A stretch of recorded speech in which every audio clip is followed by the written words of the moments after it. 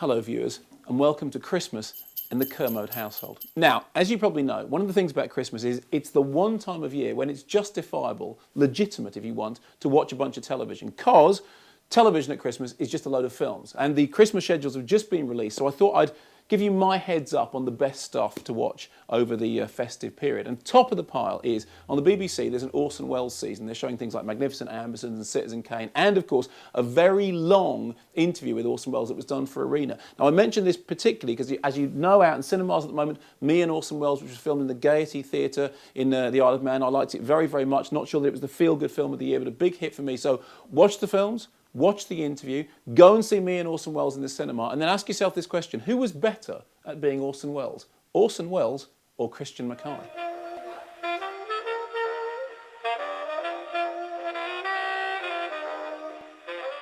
For Ridley Scott fans, and let's face it, who isn't a Ridley Scott fan? Over on ITV, Gladiator, the film for which he won the Best Picture Oscar. But back on the BBC, Blade Runner, the definitive cut. Not to be confused with Blade Runner, the original cut with the voiceover, or Blade Runner, the director's cut without the voiceover. This is Blade Runner, the definitive cut. Now, I made a documentary about Blade Runner called On the Edge of Blade Runner, and I would just like to say, for the record, I'm not convinced that even after doing the definitive cut, Ridley won't be back and fiddling with it in a few years' time. But for the moment, this is the definitive cut of Blade Runner.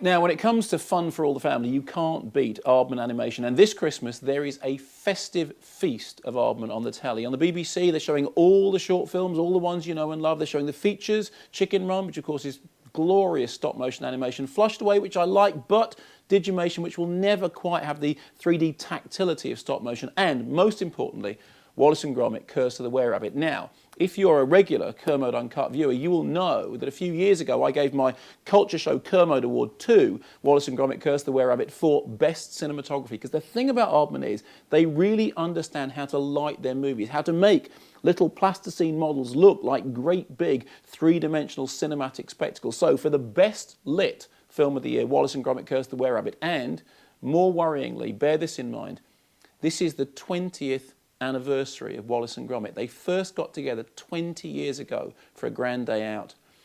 How old does that make you feel?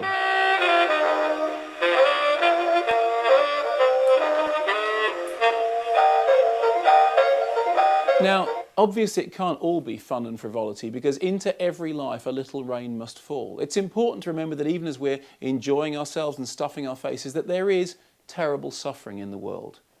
That, I think, is the reason that someone has chosen to programme not one, but two Pirates of the Caribbean movies this Christmas, to remind you of the pain, woe, anguish and torture that is out there in the real world.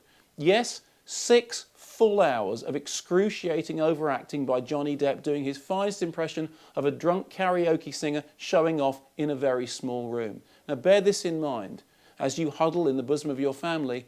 There's another Pirates of the Caribbean movie on the way, and it's directed by Rob Marshall. Yes, it's Pirates of the Caribbean meets Chicago. Be afraid. Be very afraid. Don't worry, however, Johnny Depp does get a chance to redeem himself. ITV have got a screening of Tim Burton's Corpse Bride, which he does the lead voice for, and it's a really, really lovely film. Also on ITV is a screening of Willy Wonka and the Chocolate Factory, you know, the original version of that film, which starred Gene Wilder. And it's interesting to watch because you can see how much Johnny Depp was avoiding Gene Wilder's performance when he did the Tim Burton version, Charlie and the Chocolate Factory. Actually, his version was much more inspired, I think, by the spectre of Michael Jackson than by Gene Wilder. Then, over on Channel 4, there's a screening of James and the Giant Peach, which is a beautiful stop-motion adaptation of that story by Roald Dahl. And, over on the BBC, A Nightmare Before Christmas. Now, you probably know that that film was re-released in cinemas not so long ago in 3D. And everyone was saying, oh, 3D, it's the future, it's brilliant, see it in 3D, saw it in 3D. No better. In fact, if anything, slightly worse. Here's the truth. As you know, and I know, 3D is just flim-flam.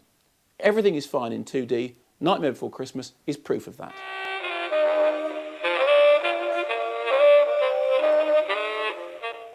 Now, there's always a big premiere on Christmas Day, and this year it's The Incredibles, the Pixar animation which everybody seems to love, everybody except me. I still have reservations about that film. I think it's too long, I think it's too baggy, I think the opening section drags somewhat, but hey, what do I know? But to end on an upbeat note, the great treat of the Christmas season on TV for me this Christmas is the fact that there is a high definition screening of one of the greatest movies ever made. No, not The Exorcist, not It's a Wonderful Life, not Silent Running, but Mary Poppins. Mary Poppins is being screened this Christmas in high definition. And here's the challenge.